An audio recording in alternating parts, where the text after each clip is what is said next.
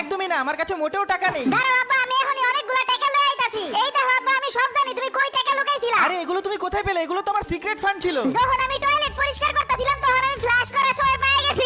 চলো আব্বা, এখন আমার চিকেন ললিপপ দাও। ডাবলু, এই টাকাগুলো আমাকে দাও, কালকে তোমার সৎ মায়ের সাথে দেখা করতে যাব। তুমি যদি আমার চিকেন ললিপপ না খাও তাহলে সৎ মায়ের কথা মায়ের কাছে কইয়া দিমু। আচ্ছা ঠিক আছে, তাহলে আমরা একটা গেম খেলি। এই টাকাগুলো আমি এখানে রাখলাম, এখন তুমি এটা না সরিয়ে টাকা নিয়ে দেখাও। আব্বা, এনে তো টাকাই নাই। আরে এখনই তো রাখলাম।